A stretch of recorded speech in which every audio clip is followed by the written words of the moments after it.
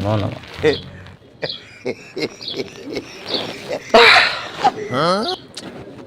Una matatizo makubwa sana mama. Sana. Yaani pale kwako kuna jini mkubwa sana. Kwa kifupi mambo yako ni meusi. Unaona? Mambo yako ni meusi sana. Sasa basi. Nimemtuma jini wangu kaenda kuangalia pale kwako. Kaniletea taarifa hizi. Kwa hiyo hapo inatakiwa tuangalie namna ya kumtoa yule jini. Na ndio maana unakuta kuna mambo ya kiisha yanakuja ili kiisha tatizo inakuja hili.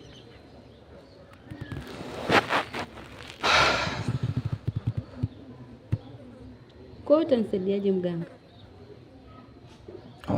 Msaada upo. Msaada upo, lakini inabidi na ujisaidie sasa. Cha kwanza ule jini tukamchukue. Tumtoe tumpeleke baharini. Katikati ya bahari. Lakini mganga, si utanisaidia kumbeba? Sihusiki na kumbeba. Takupa tu dawa ambayo utakambeba na kumtupa katikati ya bahari, kwa sababu inatakiwa wewe ndio mtupe katikati. Sasa mimi nitawezaje kumtupa katikati ya bahari jamani mganga? Kwa hiyo tumwache jini. Amina mganga, lakini ungenisaidia tu. Ndio msaada sasa uliopo ni kumchukua kumpeleka baharini. Na umesema hauwezi. Sawa. Utaweza.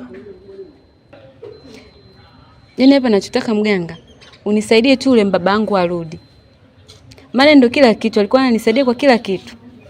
Kwa hiyo ina maana sasa tena tuanze issue za baba. Yaani nasema kwamba unisaidie huyo tumtoe huyo jini. Alafu pia unisaidie mganga yule babangu arudi. Kwanza una kazi? Sina kazi. Huna kazi mjini? Wewe uko serious na maisha? Yaani hapa mjini huna kazi? Unaishije bila kazi wewe? Lakini nilikuwa na mbaba, alikuwa ananisupport kwa kila kitu. Ina maana mbaba sasa umemfanya kuwa kazi, utafuti kazi, yule mbaba ndio wewe kazi. Huyo mbaba yuko wapi? Amemrudia mkewe. Kwa ina maana kazi umeacha, yaani maana kwamba umeacha kazi. Si ndio? Mbaba umemfanya kuwa kazi, ndio mbaba wewe anaipiga. Huyu mwingine. Mbaba na yeye. Ina maana kwenye simu yako umejaza wa baba.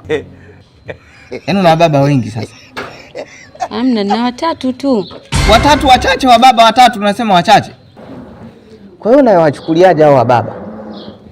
Ni kazi sasa, si ndio? Wa baba siku hizi mnawageuza kuwa kazi. Hapana. Yuko wapi huyo mbaba? Amerudi kwa mkewe. Ina maana sasa ni kama vile ni kazi, umeshakosa kazi sasa hivi, si ndio? Sasa mnafanya kuwa kazi, amerudi kwa mkewe, ina maana hamna kazi tena. Jua la dai unategemea wa baba. Au wa baba mnajua hela unazitoa wapi? Haya wewe mbaba wako, baba yako wewe yani, angekuwa anategemea kule kuna mama mwingine ambaye anamtegemea. Wewe ungetunzwa kuendelea malezi mazuri wewe. Sasa lakini mganga, mimi nataka umrudishe huyo mbaba. Mimi hapa nataka uachane na masuala ya baba, nirudishe wa baba tena. Lakini mganga, mimi siwezi kazi ngumu. Kwa hiyo wa baba sio kazi ngumu, si ndio?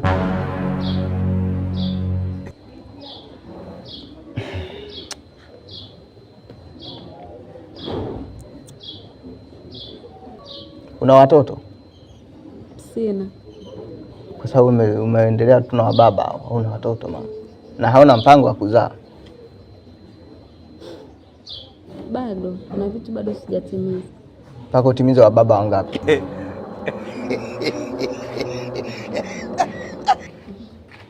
Mpaka nipate mtu kunijengea nyumba na usafiri. Ujengewe?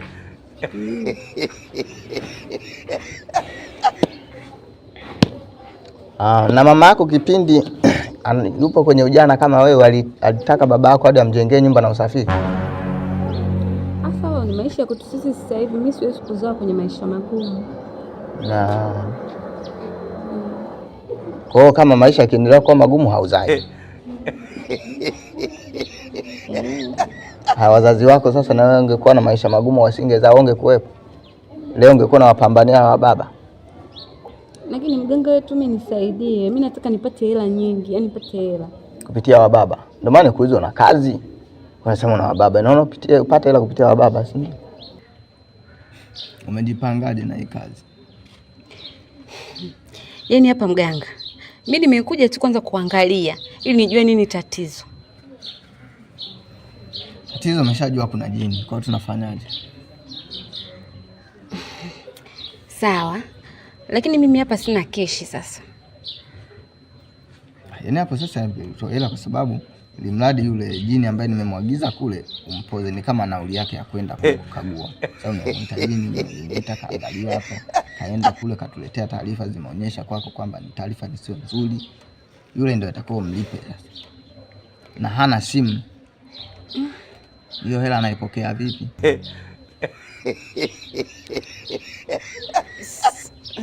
Sasa sijui tunafanyaje mganga. Okay, anyway, family kubwa nitumie hii pesa yangu.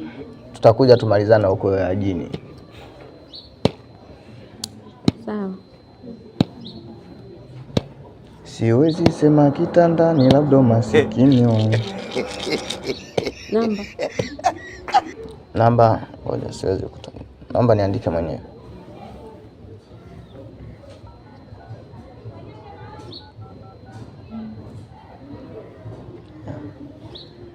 Tuma tu helo, sijaza kwenye orodha wa baba hiyo.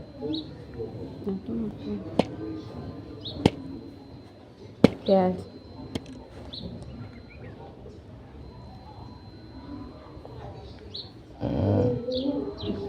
Hapo sawa. Basi nadhani mimi nitakuja baadaye nyumbani. Sawa.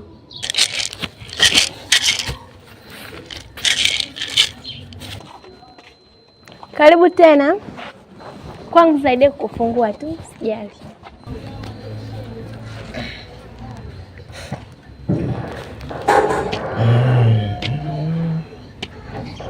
Siwezi sema kitandani labda masikini wangu. Nishushe samani wasaminike wenzangu. Na? Kuna mteja? Mwambie aje. Karibu. Mwambie aje. Au nikusaidia kumpa? Mwambie aje mteja. Mwambie aje mteja. Karibu. Hapa tunatoa huduma, tunasafisha nyota, tunarudisha mpenzi, tunatengeneza na six pack. Maana kwa mwili wako tukikujazia kidogo. Mimi mbona unisaidie? Zipo huduma. Karibu uketi. Vipi?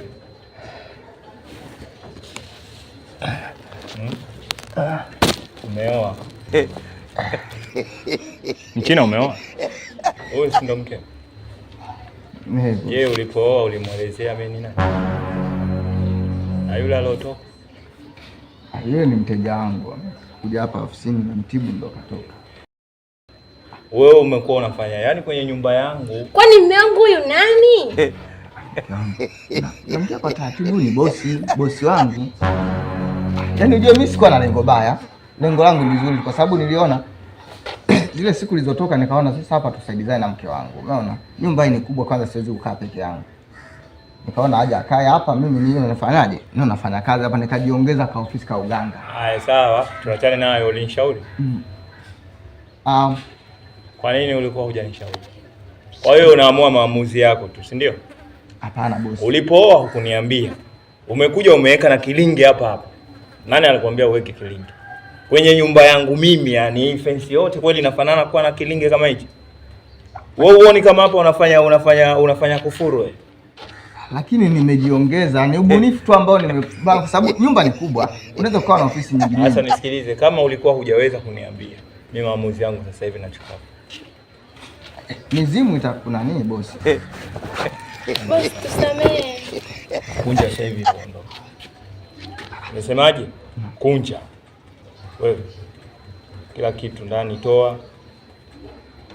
Yaani nawapa dakika hizi. Hizi dakika ngapi? Hizi. Dakika ngapi hizi? Samehe bosi. Sijui kama kuna tatizo. Nimekwambia niondokeni. Unaondoka ondoki. Vipi sasa kuhusu hela yangu ya mshahara? Wewe ulipoweka kilinge uliniambia mimi kama unaweka ofisi. Na mimi sasa hebu nirudishie basi kodi yangu hapa. Hii sehemu si umekodi. Nirudishie hela yangu. Nimekwambia ondoka, sitaki na hao wote ondoka. Mchina. Na vipi kuhusu mizigo yangu sasa? Mchina.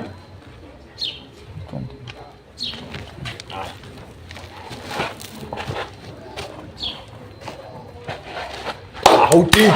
Bwana hizi ni nyumba tu wenyewe tutajenga bwana, usinyanyasa nini wewe?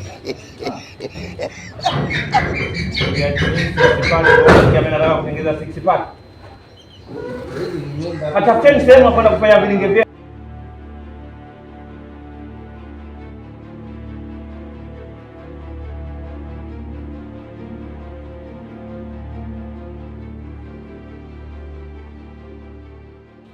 Odi.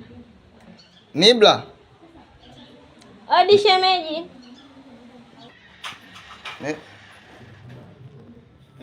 Bwana vipi? Mbona hivyo? Bwana ya ulimwengu tu ndugu yangu bwana. Kulikoni? Bwana bosi wetu pale katufukuza. Mbona kwa sababu sio alisafiri. Sasa mimi nikamleta mke wangu kwa ajili ya kunisaidia pale getini kulinda. Alafu mimi nikafungua ofisi pembeni pale kwa ajili ya uganga. Nikawa natibia watu. Nasaidia watu wanapona vizuri. Umeona mke wangu ananisaidia kulinda. Sasa amerudi bosi amekasirika eti mimi kujiongeza. Yaani shemeji, na sio hilo tu. Bora yani angetufukuza, lakini katufukuza na makoto hajatugeia. Yaani katika ofisi ya bosi wako ukafungua ofisi yako. Pale geti sijua kama nikosea. Pale kwenye geti nikafungua na mimi ofisi pale kwa ajili mke wangu ananisaidia. Huko tunapiga hela, tupige hela mara mbili. Mbona mtihani ndugu yangu? Lakini mimi naamini ulikuwa unafanya kazi pale kwa mkataba, si ndio? Ina maana mlifuata sheria zote mpaka afikia hatua ukapata kazi. Sasa mimi cha kukushauri hapo, nadhani ungeanzia ngazi ya chini kabisa ya serikali. Nendeni mpaka kwa mjumbe, sawa? Nendeni mpaka kwa mjumbe. Mkienda kwa mjumbe, nadhani mjumbe naye atakuwa anafahamu taratibu za kufuata inapotokea ishu kama hii. Atawachukua, mtakwenda mpaka kwa mwenyekiti, mtakaa mtajadili kabla ya kwenda kwa tajiri yenu, lakini hatima yake atawachukua, mtakwenda mpaka kwa mwenye nyumba wako na maana bosi wako. Mtafika pale kama ishu ya stahiki zenu, na maana haki zenu pia mtayazungumzia na mtalipwa, kwa sababu cha mtu akiliwi. Jasho la mtu huwa haliendi bure bwana, si ndio? Ndio. Umefanya kazi japokuwa kuna makosa umeshayafanya, na yeye ataangalia kibinadamu, atakusaidia. Kama cha kwako atakupatia ndugu yangu. Hiyo safi, hiyo kwenda kwa mjumbe. Hiyo safi. Hizi hapa. Hizi hapa. Hizi Hizi hapa. Basi ni jambo la heri sana ndugu yangu. Lakini pole sana bwana. Basi sawa, sisi ngoja twende. Au niazime chumba basi niweke. Au sawa? Sawa basi sawa. Sawa. Tupatie. Asi tuendelee. Tuendelee mama. Ndugu Mayuki, nadhani hapo nafahamu kwamba umefika kwa mwenyekiti. Na nafikiria barua yangu iliyoletwa kwako wewe umeipata. Umeletwa hapa kwa malalamiko. Ni kwamba mfanyakazi wako alifanya kazi kwako kwa muda wa mwezi mmoja, lakini hujampa mshahara wake. Unahitaji utoe maelezo kwa jambo hilo.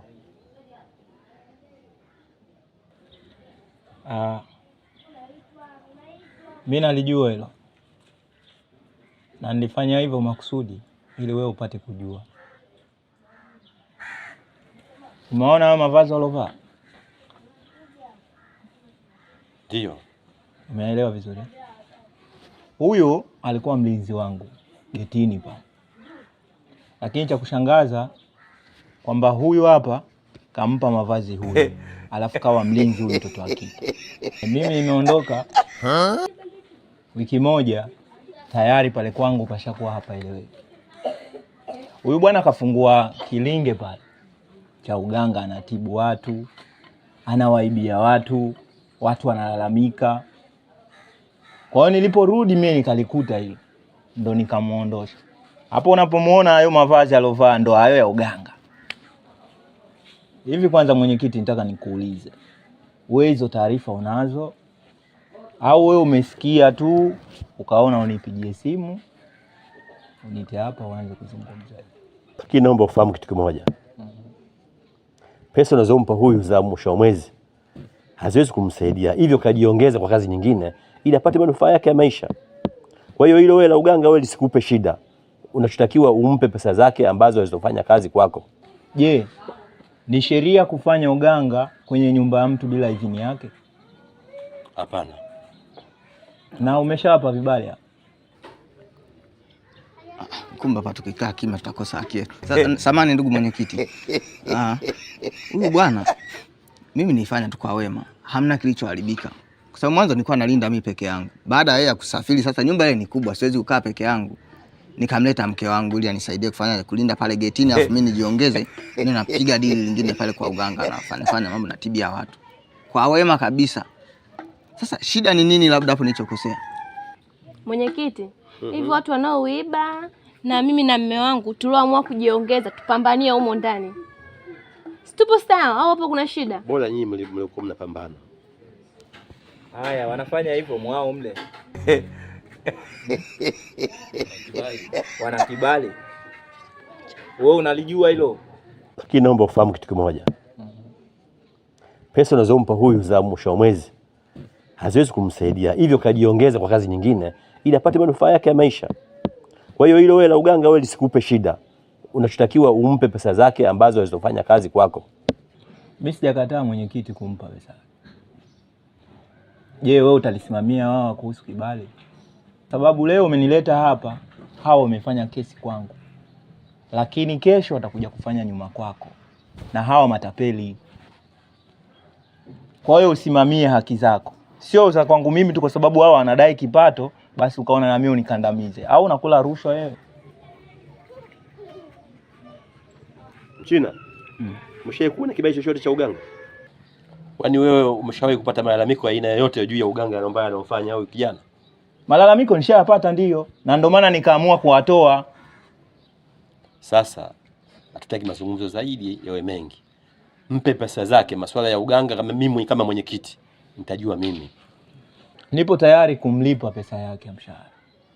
Lakini na yeye yupo tayari kunilipa mimi kufungua pale kilinge. Yaani wewe unataka ulipo shilingi ngapi pale kwenye kile kilinge nilichokuwa nafanyia mimi? Shilingi ngapi unataka? Huo mshahara wako ndio unilipo pale. Wewe yani mshahara wote ukate pale kwa kile kilinge. Unataka kutudhulumu hela wewe? Bora kama wewe muazi useme bwana mimi nataka tu niwadhulumu basi sio wewe una kibali. Wewe una kibali. Inamhusu nini? Wewe swala la kibali tuachie mimi na mwenyekiti. Wewe pako pale. Sawa, lipa mshahara kwanza afu ndo tuendelee na mambo mengine. Mwenyekiti. Basi sawa mimi nitalipa. Ila kesho nitamlipa. Mwenyekiti. Naam. Sio tu kutulipa mshahara na vitu vyetu vyote vilivyobakia mule ndani tunavitaka. Maana hapo ndani alipotutoa kama mbwa kiindi, si ndio mume wangu? Mwenyekiti, sisi bwana tunataka na nguo zetu atupe.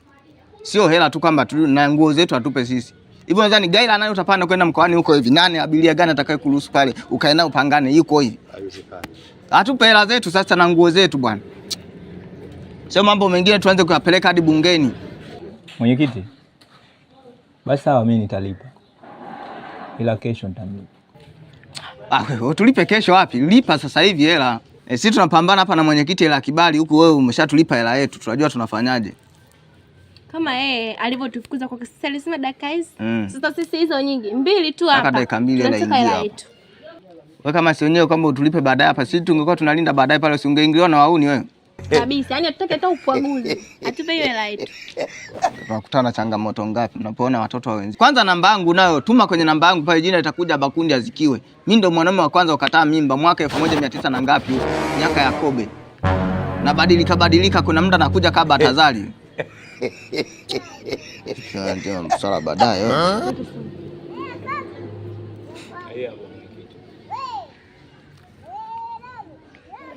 Hii safi. Yenyewe safi hapa. Kwa hiyo mwenyekiti basi sawa. Kwani lazima uage si uende tu? Katufukuza kama mbwa huyu. Na uwe urefu sijui na anataka ashike mbingu. Wewe nenda tu bwana.